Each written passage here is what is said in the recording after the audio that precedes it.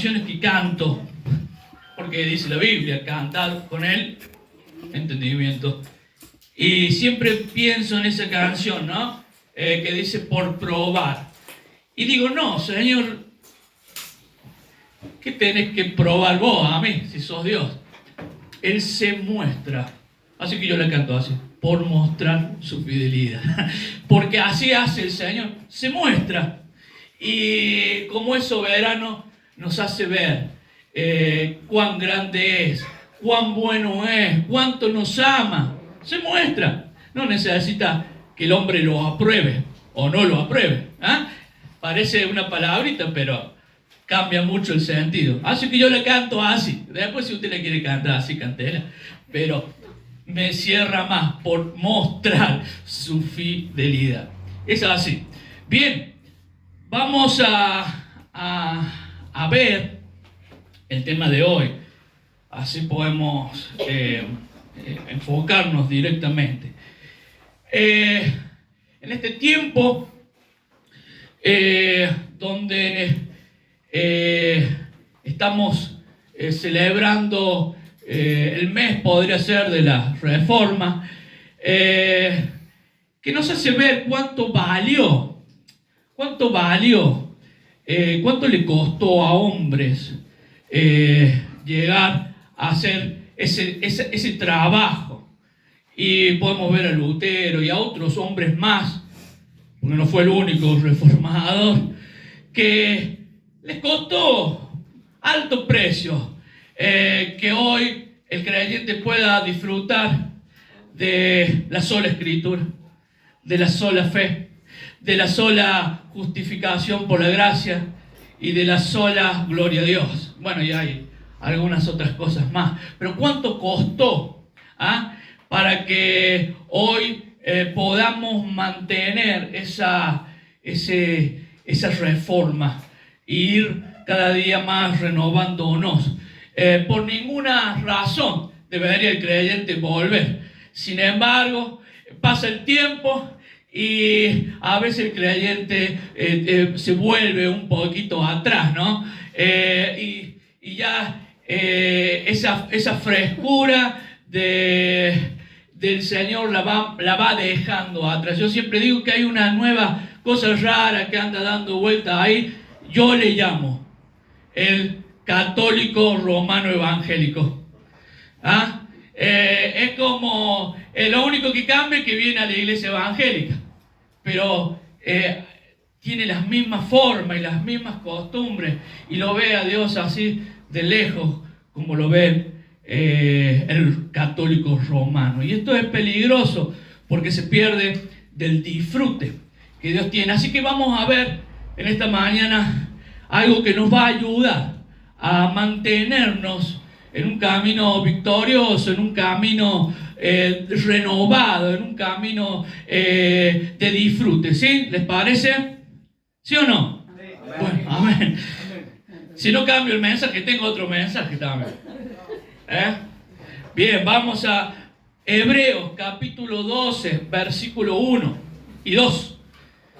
Les sugiero que para entender este pasaje lea todo el libro de Hebreos, y más aún el libro de Levítico, y entonces va a entender un poquito más cosas que están muy buenas en este libro. Hebreos capítulo 12, versículo 1 y 2. Lo leo, dice: por tanto, nosotros también, teniendo en derredor nuestro tan grande nube de testigos, despojémonos de todo peso y del pecado que nos asedia, y corramos con paciencia la carrera que tenemos por delante, puestos los ojos en Jesús, el autor y consumador de la fe, el cual por el gozo puesto delante de él sufrió la cruz, menospreciando lo oprobio, y se sentó a la diestra del trono de Dios. Qué pasaje tremendo, porque encierra tantas cosas. Hebreos 12, 1 y 2. Bien, lo primero que tenemos que ver es que el autor de Hebreos ubica a este creyente en una especie de estadio, donde está corriendo una carrera. Ahí lo ubica. Por eso habla de correr, por eso habla de nube de testigos, y vamos a ver qué significa todo eso. Por eso habla bueno, justamente de correr. Así que el autor de este libro ubica ahí al creyente en una carrera. Otra cosa que tenemos que entender es que a quién va referido. Esta carta está referida a creyentes. Eso nos va a ayudar a la hora de entender algunas cosas, porque si está referida a gente que no conoce a Cristo, a gente que no ha nacido de nuevo, bueno, tendrá un sentido la carta. Pero si la carta está orientada a creyentes, bueno, tiene otro sentido. Y vamos a verla desde el sentido que lo tiene. Está escrita para creyentes, ¿sí? Y a estos el autor, como dijimos recién, los va a situar en un estadio, en un lugar o en una carrera, le llama. En esta carrera del creyente podemos ver que hay cosas que frenan al creyente. En otro momento lo hemos visto, pero lo vamos a ver de vuelta, diría Walter el domingo pasado, y lo dice Pedro también, no es que lo inventó Walter, lo dice Pedro. Y entonces hay cosas que tenemos que verlas de vuelta, ¿sí? Como esta, por ejemplo. ¿Hay cosas que detienen al creyente, sí o no? Sí, bueno. Es importante que la veamos, que la identifiquemos, para no caer en ese catolicismo romano evangélico, para no perdernos el disfrute, para no perdernos el avance que el Señor tiene para cada uno, para no perdernos el propósito. Tenemos que identificar qué son esas cosas que en la carrera que el Señor nos ha puesto por delante nos estorban, y tomar una acción para quitar esos elementos y correr libremente. Así que vamos a la carta. Hay dos cosas que detienen al creyente. La primera que podemos ver en la carta es el pecado, ¿sí? El pecado, vimos algo hace unos domingos, no es un juego. No es un juego. El pecado siempre va a tener consecuencias. Y aunque el Señor perdona y restaura, las consecuencias nos sirven para justamente entender que el pecado no es un juego. Y que después tenemos que hacernos cargo de esas cosas que hemos hecho mal, ¿sí? Primeramente, cuando hablamos de pecado, tenemos que hablar de que un día nos acercamos a Cristo por primera vez, sintiéndonos el peor de los pecadores, sintiéndonos perdidos. Encontramos en Jesús aquel que podía perdonar todos nuestros pecados. Ese día Él nos dio una vida nueva. Ese día nacimos de nuevo y comenzó un camino nuevo en el cual el Señor va tratando con cada uno. Pero ocurre que en este camino nuevo también el creyente a veces mete la pata, ¿o no? Amén. Es así. A veces el creyente se distrae. A veces el creyente comete errores. Es verdad, no vive de la manera que vivía antes, pero a veces comete errores. Algunos graves, otros no tanto, pero que finalmente son errores y que son pecados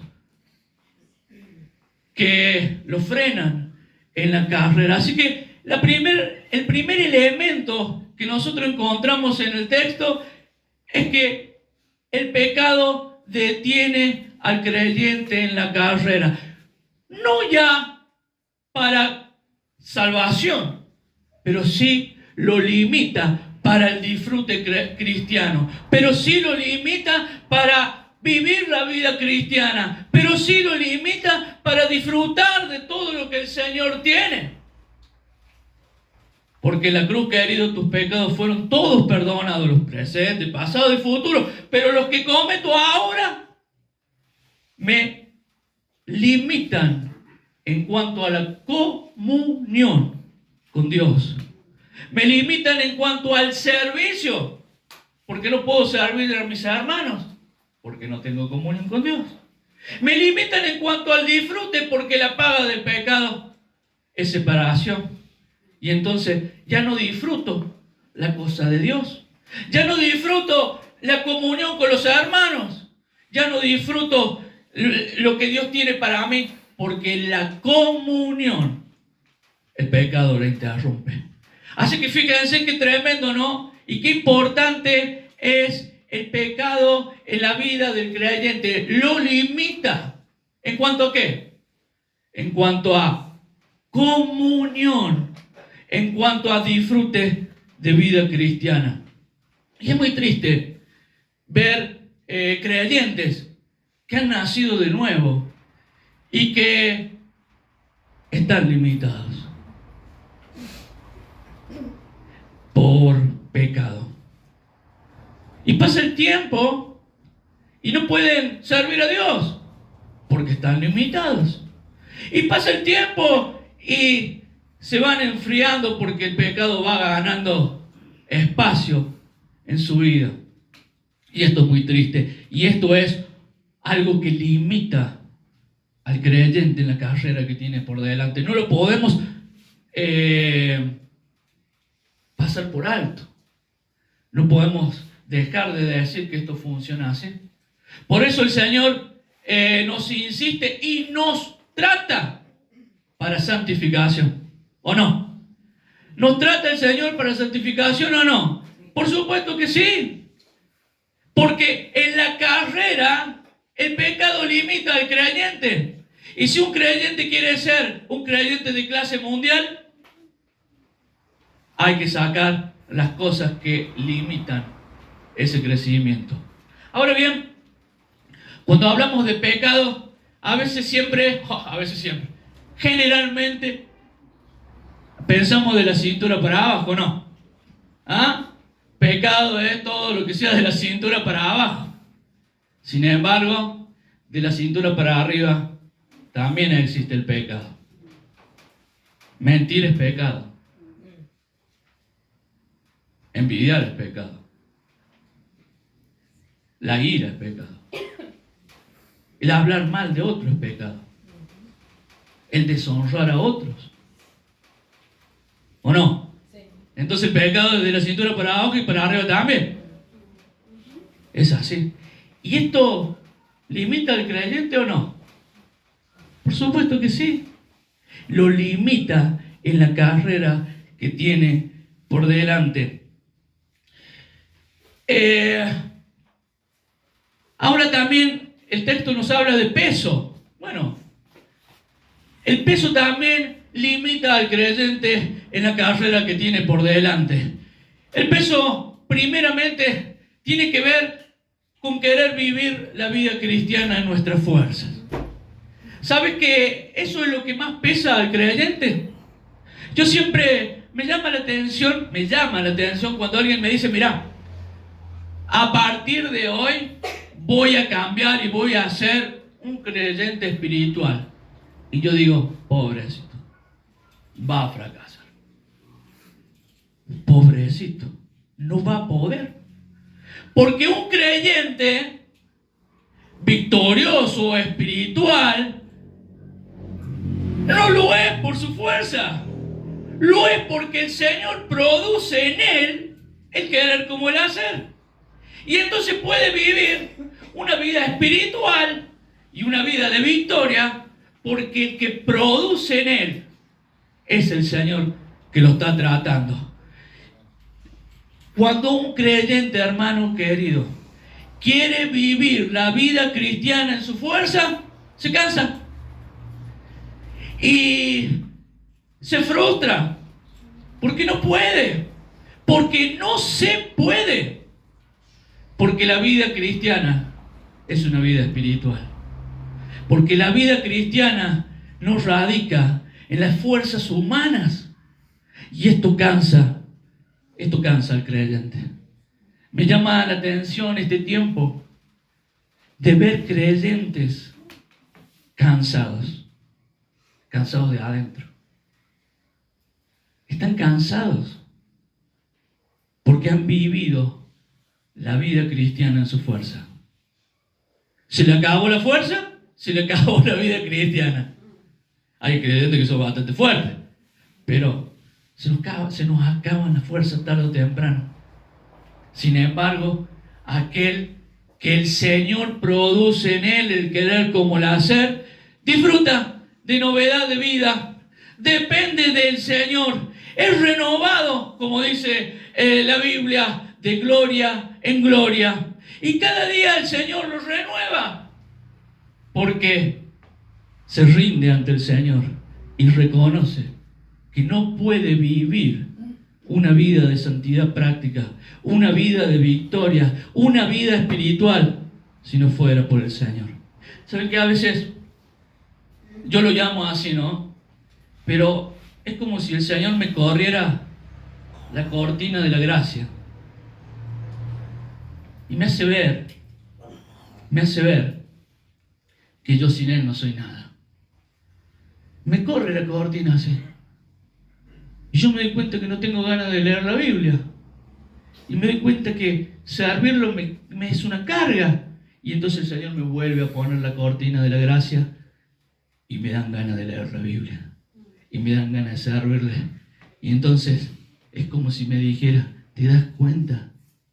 Que vos no sos el que, mirá, ahí está el que estudia mucho la Biblia porque, no. Es porque yo produzco el querer como el hacer. Cuando yo te lo saco, no sos nada. Y de vez en cuando me corre esa cortina. Y digo, sí, Señor, lo es verdad. Es así. Es así, hermano. Y a veces el Señor nos tiene que correr esa cortina para darnos cuenta que la vida cristiana que demanda Él no la podemos vivir en nuestra fuerza, porque si no es peso que nos frena en la carrera y no nos deja avanzar. No, yo sí puedo, yo sí lo voy a hacer. 2 pasos y nos cansamos. Salimos de acá nomás y hace un blum. Sin embargo, el creyente que se despoja de vivir en su fuerza, corre con la fuerza que da Dios. Camina y no se cansa. Corre y no se fatiga. Y tiene siempre nuevas fuerzas. Ese es el plan de Dios. Esa es la carrera que nos puso nuestro líder, que es Jesús, por delante. Autor y consumador también se traduce líder. El que va adelante. Qué hermosa esta carrera, porque la podemos correr en las fuerzas de Dios, porque la podemos ganar con las fuerzas que Dios da. Así que primeramente, el peso tiene que ver con ¿qué entonces? Con querer vivir la vida cristiana en nuestra fuerza. Es el peso que llevan muchos cristianos, porque se les enseñó mal tal vez, porque ese mensaje motivacional que está ahí afuera dando vueltas y que pone al creyente como centro de todo, lo hace creer al creyente que él puede.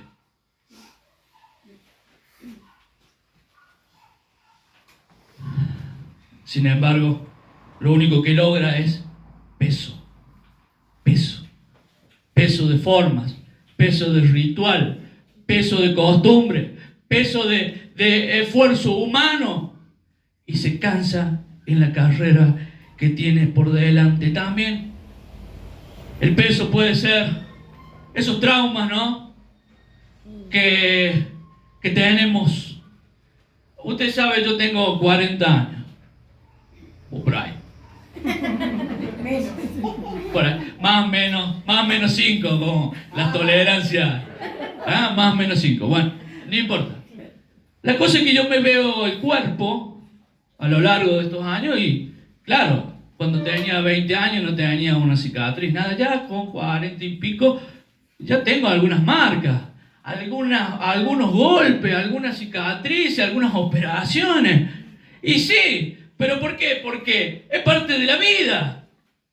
De la misma manera, hermano, el alma también se golpea y se producen traumas. Bueno, ahí está el psicólogo, me está mirando. No lo sé. No sé de psicología, pero sí sé que el alma también se golpea. Y querido, todos tenemos golpes, así como cicatriz en el cuerpo. ¿Y qué? Porque tengamos una cicatriz acá no vamos a salir más a la calle. Y porque tengamos una quebradura más o menos no vamos a seguir la vida. No, hermano. Todos tenemos golpes en el alma, que son peso a veces para la carrera que tenemos por delante. Lo que me hicieron, lo que me dijeron, y es solo una pérdida de tiempo. Es como si yo me lamentara toda la vida porque me quebré alguna vez un dedo. Bueno, ya está, hermano, ¿puedo seguir caminando o no? ¿Ah? ¿Quién? Levante la mano, ¿quién no tiene un trauma? Todos tenemos alguna cosita que nos acordamos, que nos marcó, pero es parte de la vida. Decía, en el mundo tendréis aflicción, pero ánimo, yo he vencido el mundo, querido. También el peso puede ser culpa. ¿Ah? Culpa por no haber hecho lo suficiente por otros. Y vivimos también en el pasado culpándonos por aquellas cosas que no hicimos. Y hasta nos sentimos haber fracasado por aquellas cosas que no dijimos, que no hicimos, que no tuvimos. Sin embargo, el apóstol Pablo dice, olvidando ciertamente lo que queda atrás, me extiendo hacia lo que está delante. ¿Por qué? Porque si no es vivir en el pasado. Y es una pérdida de tiempo para la carrera que tengo por delante. Y el creyente se queda por el peso que tiene encima, que el trauma, que la culpa, o que vivir una vida en las fuerzas humanas. Otra cosa que es peso es el afán del día a día. ¿Qué va a pasar mañana? Cuando sea viejo. ¿Quién me va a cuidar?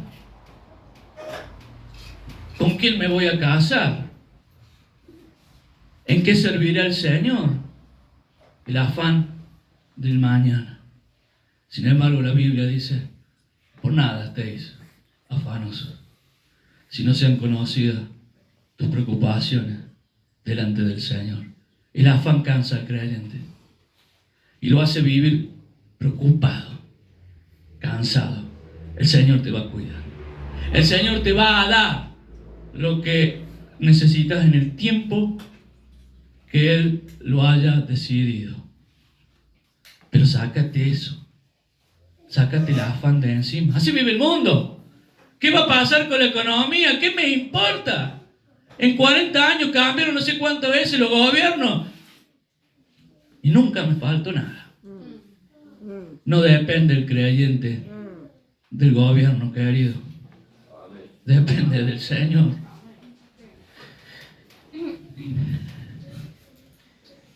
Ahora, dice que el creyente corre esta carrera y en derredor de él hay una nube de testigos.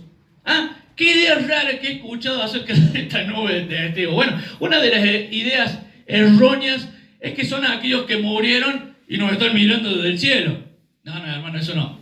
Eso no es verdad. No son eso. Los testigos son de los que viene hablando en el capítulo anterior. ¿Ah? Esos héroes de la fe. David, Abraham, Isaac, Rahab, etcétera, etcétera, Enoc. Y todos esos héroes son esa nube de testigos que tampoco nos están mirando desde el cielo a ver si hacemos bien o mal. No, querido, no es así. Yo siempre pensé que esta nube de testigos era probablemente a esto, ¿no? Como que estos hombres me miraban y me juzgaban. Y guarda que no te equivoques porque te están mirando los testigos que estuvieron antes que vos. Sin embargo, pasa el tiempo y me doy cuenta que esta nube de testigos no está para juzgarme, no está para condenarme. Esta nube de testigos está para alentarme. Amén. Esa es la idea del pasaje. Un creyente que va corriendo la carrera y una nube de testigos como esos espectadores que están alrededor del que corre, alentándome a correr la carrera que ellos corrieron antes y llegaron. Esa es la idea del pasaje. Son testimonios, son precedentes de que se puede vivir la vida cristiana en santidad, de que se puede vivir la vida cristiana y ser renovado, de que se puede vivir la vida cristiana en las fuerzas que Dios da. Por eso dice, sacaron fuerza de debilidad, taparon boca de osos y de leones. Pero hay algo que estos testigos me gritan, como esa hinchada que está alrededor mientras yo voy corriendo. Me gritan algo que me impacta. Mira a Jesús. Eso me grita la hinchada mientras corro la carrera cristiana. Mira a Jesús. Mira a Jesús. Él es el autor y consumador de la fe. Él es el que produce el querer como el hacer. Él es el que tiene misericordia cuando te caes en la carrera. Él es el que te levanta. Él es el que te corona de favores de modo que te rejuvenezca como el águila. Él es el que perdona todos tus pecados. Él es el que te ama con amor eterno. Eso me grita la hinchada mientras corro la carrera que tengo por delante. Mira a Jesús. Él la ganó y vos la tenés ganada. Deja los traumas, deja el peso, deja de vivir la vida cristiana en tu fuerza y mira a Jesús. Y ahí estoy yo y ahí estás vos, hermano querido, corriendo esta carrera. Es verdad, a veces nos caemos. Es verdad, a veces hay lesiones. Es verdad, a veces nos cansamos. Sin embargo, la hinchada grita con una voz tan fuerte que nos llega al corazón. Y es como si David gritara y Enoc y todos estos hombres, miren a Jesús. Y esto es lo que el Señor está llamando a la iglesia en este tiempo. De vuelta, mirad a Jesús. Cada vez que hubo una reforma, cada vez que hubo un avivamiento en la historia, fue porque hombres como vos y como yo escucharon la hinchada y sacaron la mirada de las formas y sacaron la mirada de sus fuerzas humanas y miraron a Jesús y hicieron historia como estos hombres. Y esto es lo que el Señor tiene para este tiempo, para la iglesia.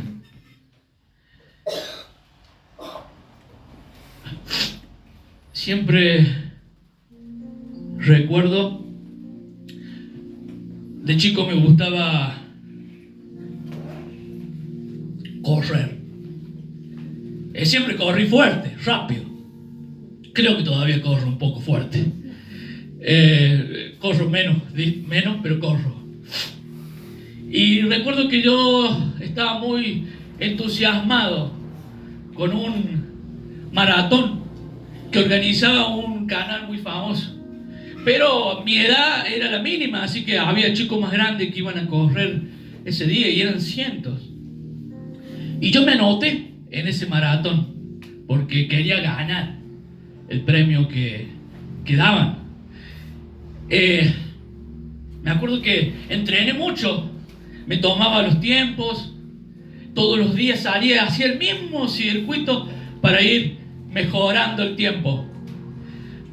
Y cada vez lo mejoraba más. Sin embargo, llegó el día de la carrera. Y ya no era yo solo, había cientos de chicos. Algunos eran más grandes que yo, porque la edad era hasta los 16 años, 15 años, yo tenía 12.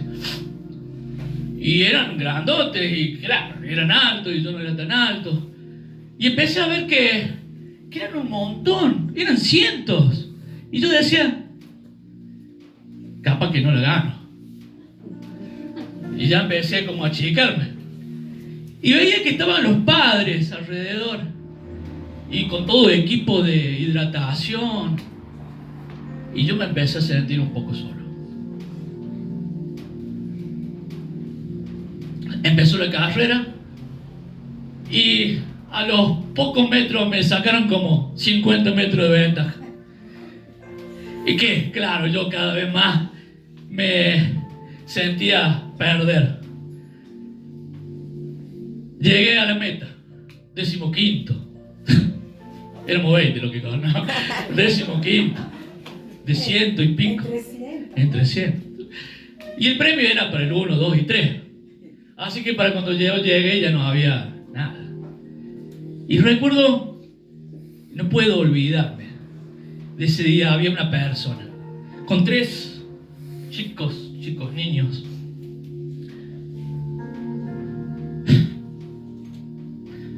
Esa persona me abrazó fuerte